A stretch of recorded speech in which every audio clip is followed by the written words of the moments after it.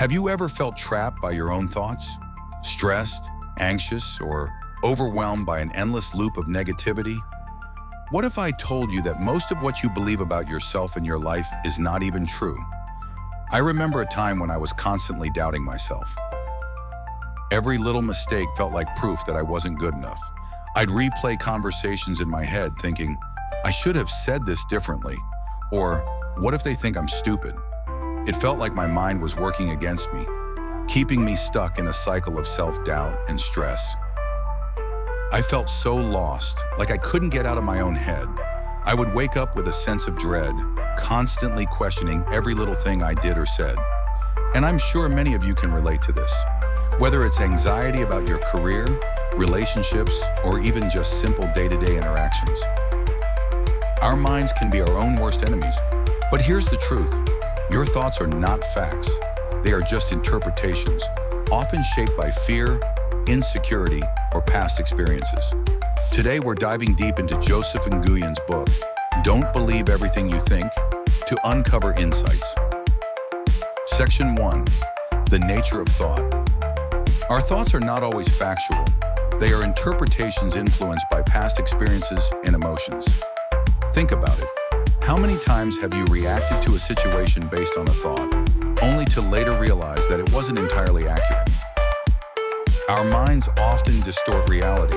I used to think, I'm not good at public speaking, just because I messed up once in school. That one mistake became my narrative.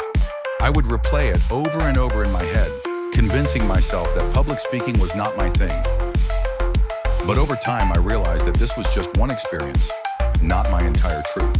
The more I practiced, the more I realized that my fear was rooted in the belief that I was bad at it, not in reality. Key takeaway: detaching from thoughts gives us control over our reactions and emotions. If we start to view our thoughts as temporary and separate from who we are, we can begin to challenge them. When you have a negative thought, try asking yourself, is this thought truly based on facts, or is it just my mind's interpretation? Section 2. The illusion of the ego. The ego is a false identity built by our minds based on societal expectations and past conditioning. It tells us who we are supposed to be, according to external factors like success, wealth, or approval. But the ego can be a trap, making us believe that we are defined by our external achievements. We often base our self-worth on achievements, opinions, or how others perceive us, which leads to constant stress and dissatisfaction. Think about social media. We create these curated versions of ourselves, seeking validation. But when we attach our self-worth to likes, comments, or external opinions, we suffer. It's like running on a treadmill that never stops, always striving for approval, but never truly feeling content. A great example of the ego in action is when someone criticizes us. If we believe their words define us, we feel hurt. I remember a time when a colleague criticized my work, and I let it affect me for weeks. But over time, I realized that criticism is just someone else's perspective. It didn't have to define my worth. Practical tip: start observing your thoughts instead of identifying with them. When a negative thought arises, ask yourself, is this really who I am? You'll be surprised at how often your mind tries to convince you of things that are far from the truth. We all have negative thought patterns that keep us stuck. It could be self-doubt, fear, or a constant loop of, I'm not good enough. These patterns don't just pop up out of nowhere. They're built over years of experiences, whether it's past failures, critical voices from others, or even how society conditions us to view success and happiness. But here's the truth. Negative thoughts are like clouds. They don't define the sky. Just because a cloud is in the sky doesn't mean that the entire sky is cloudy. In my own life, there were times I felt like I was caught in a storm of negative thoughts. A few years ago, I went through a phase where I kept telling myself, I'll never make it. Every time I faced a setback, that thought would resurface. It wasn't until I realized that this thought was rooted in fear of failure, not in reality, that I started to shift. How can we break free from these thought patterns? The first step is awareness. You can't change what you don't notice. Try becoming an observer of your thoughts. When a negative thought arises, don't react to it immediately. Pause, breathe, and then ask yourself, is this thought truly based on facts, or is it a distorted belief from my past? One powerful exercise that helped me was journaling. Every time I caught myself thinking something negative, I'd write it down and then ask, what's the evidence for this thought? What's the evidence against it? This simple practice helped me identify patterns and replace irrational beliefs with more empowering thoughts. A few years ago, I was struggling with the idea of not being successful enough. I felt like I was constantly failing, but when I started focusing on what I had achieved, no matter how small, I began to reframe my thinking. Instead of focusing on my failures, I focused on my progress. And guess what? That shift helped me break free from my negative thought patterns. It allowed me to embrace setbacks as learning opportunities, not as confirmations of my inadequacy. When we're stuck in our heads, we forget to live in the present moment. How often do we find ourselves lost in thoughts about the past or worrying about the future? And by doing so, we miss the beauty of the moment happening right in front of us. I know I've done it. I've been on vacation, surrounded by beautiful landscapes, but instead of soaking it all in, I found myself stressing about work. How crazy is that? That's the thing with overthinking. It robs us of the present, it clouds our judgment, makes us anxious, and prevents us from enjoying life as it unfolds. But what if we could choose to shift our focus to the present moment? Imagine how different our lives would be if we truly lived in the now, without getting lost in past regrets or future worries. It wasn't until I started practicing mindfulness that I realized how much I had been missing. The first time I meditated, I struggled to stay present for even a few minutes. My mind would wander, and I'd get frustrated. But over time, I began to train my mind to focus on my breath, to just be with the moment. And the more I did it, the easier it became. I started noticing things I had never paid attention to before. The sound of birds outside my window, the feeling of my feet on the ground, the taste of my morning coffee. These small moments of presence filled me with a sense of calm and clarity. One of the easiest ways to practice presence is through deep breathing. Next time you find yourself overwhelmed with thoughts, take a moment to breathe deeply. Inhale for 4 counts, hold for 4, and exhale for 4. This simple technique can immediately bring you back to the present moment, calming your mind and helping you regain control. Another great mindfulness practice is to engage in a simple task, like walking or eating, with full awareness. Instead of multitasking or thinking about everything else you need to do, just focus on the sensations. When you're eating, savor the taste of your food. When you're walking, feel each step. You'd be surprised how much more you can enjoy life when you slow down and live in the now. Have you ever had a feeling that seems to come out of nowhere? Maybe you're suddenly anxious or sad, and you can't figure out why. More often than not, these emotions are tied to the thoughts we're having. Our thoughts influence our emotions, and our emotions influence our behavior. It's a loop, and if we're not careful, it can be a negative cycle that's hard to break. I used to have this thought that if I didn't get everything perfect, I'd be a failure. It was exhausting. And every time something went wrong, I'd feel this overwhelming sense of shame. But after some self-reflection, I realized that my emotions were not facts. They were just temporary responses to my thoughts. Think about it. How often do we let our emotions dictate our actions?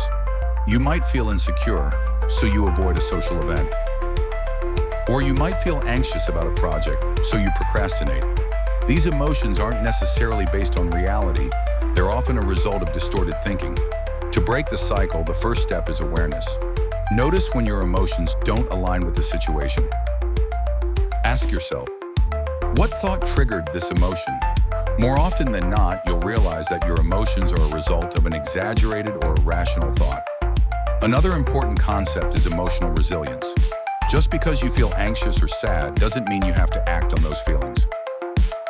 I've learned to give myself permission to feel my emotions without letting them control me.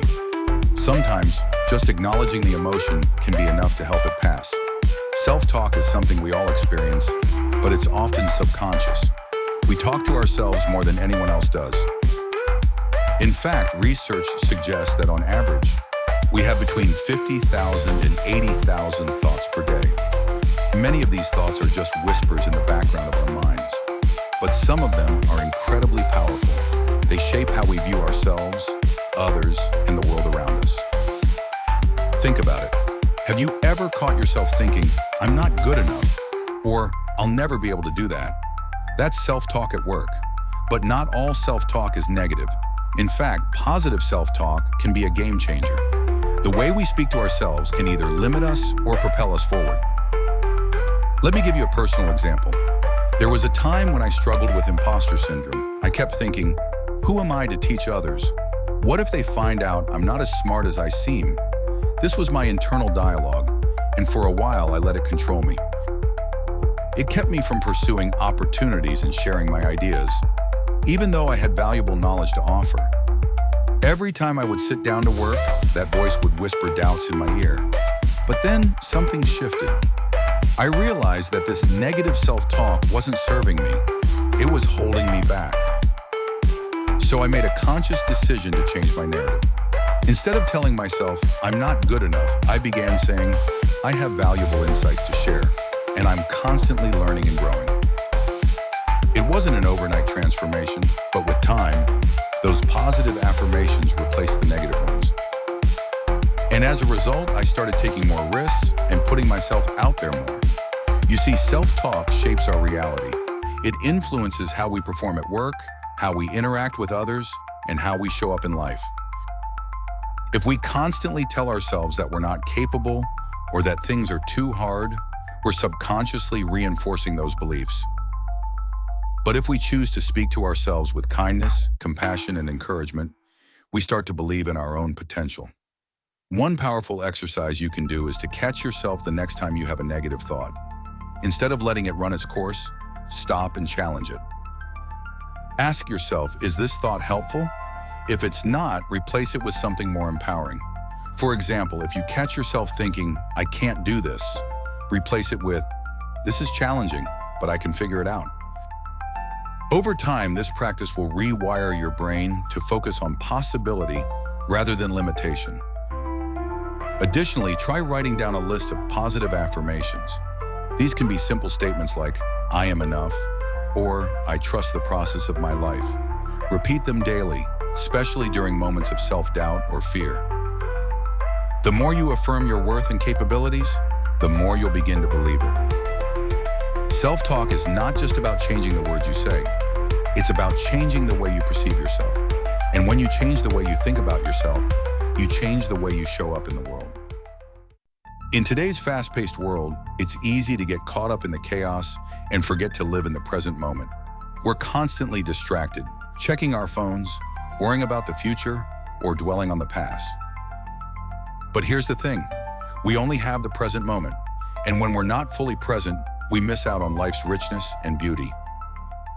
Mindfulness is the practice of being fully aware of the present moment without judgment. It's about paying attention to your thoughts, feelings, and surroundings without getting lost in them. And the great thing is, you don't need to sit cross-legged on a mountaintop to practice mindfulness. It can be done anywhere, at any time. A few years ago, I was juggling multiple projects, work, family, personal goals, and I found myself constantly feeling overwhelmed. My mind was always racing, thinking about what needed to be done next. I wasn't present in any of those moments. Even when I was spending time with my family, I would be checking emails or worrying about my to-do list. This is when I decided to introduce mindfulness into my daily routine. At first, it felt a little awkward. Sitting still and focusing on my breath felt unnatural. But I stuck with it, and little by little, I began to notice a shift. I started to become more aware of my thoughts and feelings. I noticed when I was getting stressed, and I was able to pause and take a deep breath before reacting. I found that the more I practiced mindfulness, the more I was able to show up fully in each moment. One mindfulness practice that I highly recommend is a simple breathing exercise. When you find yourself feeling stressed or distracted, stop what you're doing for a moment and focus on your breath. Take a slow, deep breath in through your nose, hold for a few seconds, and then exhale slowly through your mouth. Do this for a few rounds and notice how your body starts to relax and your mind becomes clearer. This simple practice helps center your thoughts and brings you back to the present moment. Another great way to practice mindfulness is through mindful eating. This is one of my favorite practices, especially when I'm feeling rushed. Instead of scarfing down my food while checking my phone or watching TV, I take a moment to truly savor each bite.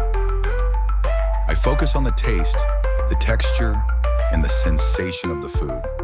It's amazing how much more enjoyable eating becomes when you're fully present with the experience. The benefits of mindfulness are profound. It helps reduce stress, improve focus, and increase emotional resilience. But perhaps the most powerful benefit of mindfulness is that it allows us to truly live in the moment. Life isn't about waiting for the next big thing or worrying about what's to come. It's about enjoying the present, because this is all we truly have. If you're new to mindfulness, start small. Try setting aside just 5 to 10 minutes a day for a mindfulness practice. Over time, you can expand it as you become more comfortable with it. The key is consistency.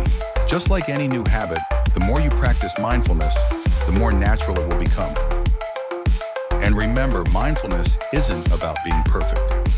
It's about being present with whatever is happening without judgment. So when your mind wanders, and it will, just gently bring it back to the present moment. With time, you'll find that your ability to be fully present will deepen, and your life will become richer and more fulfilling. Our environment plays a huge role in shaping our thoughts and beliefs. In fact, the people we surround ourselves with, the media we consume, and even the places we spend time in can have a powerful influence on our mindset. Sometimes, without realizing it, we are absorbing negative energy from others or from content that reinforces limiting beliefs.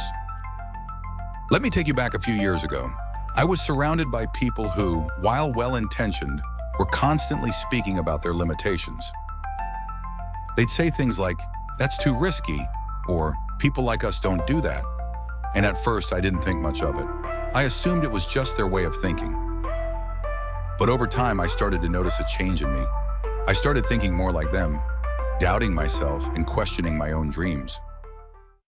One of the most impactful books I read during this period was The Power of Now by Eckhart Tolle.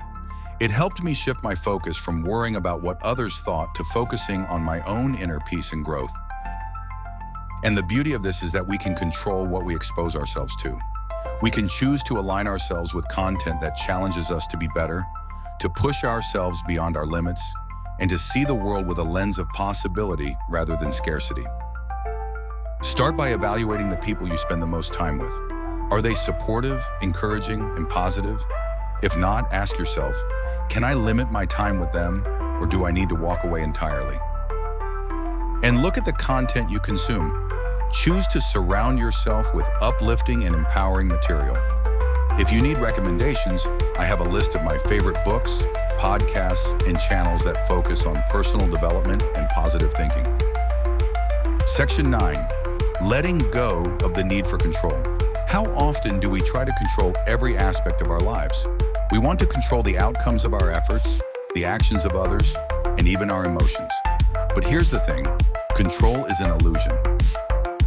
The more we try to control everything, the more stressed and anxious we become. I used to be someone who planned every detail of my life. If things didn't go according to my plan, I felt completely out of control. But over time, I learned that life doesn't always follow the script we write for it.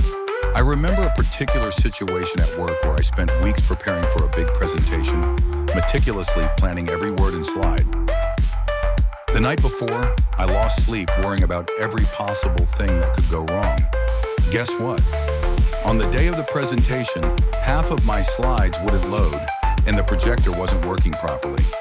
Everything I had planned fell apart. And you know what?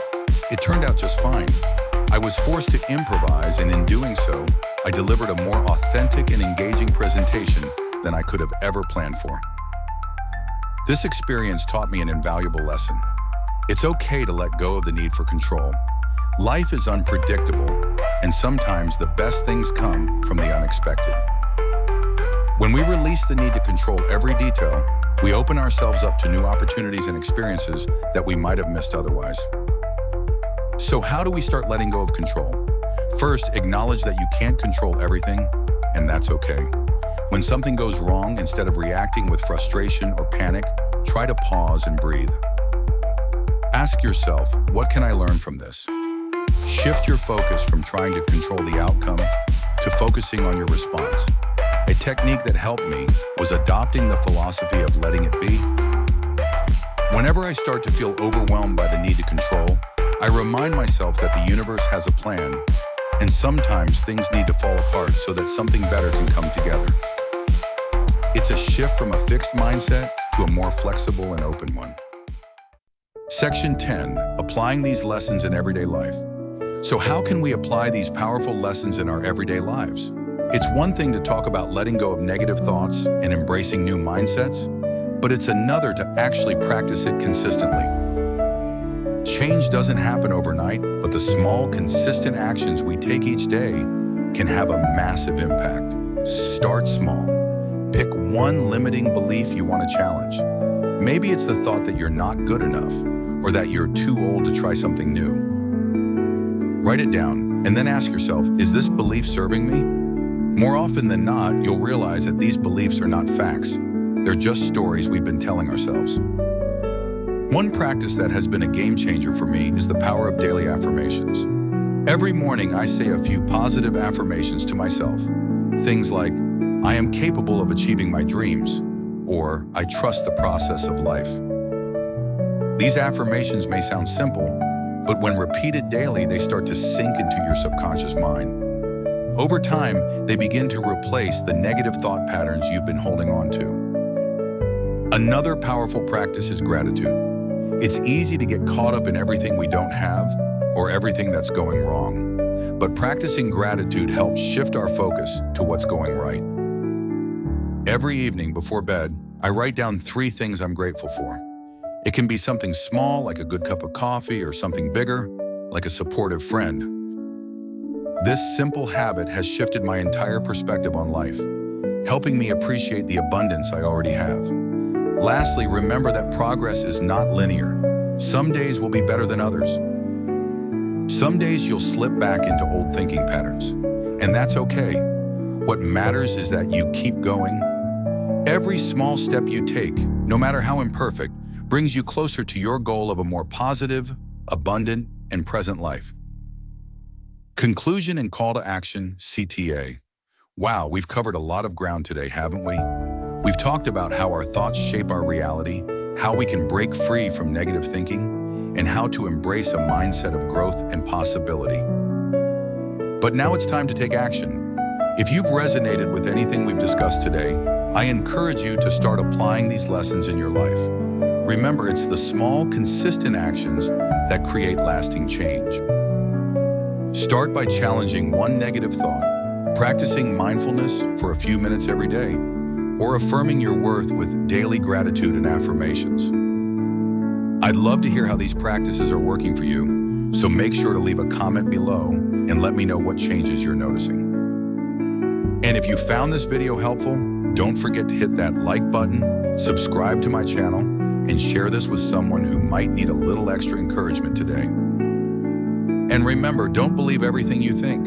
Your thoughts are just thoughts. They don't define you. You have the power to change your mindset and transform your life, one thought at a time. Thank you so much for watching, and I'll see you in the next video. Keep growing, keep learning, and always keep believing in yourself.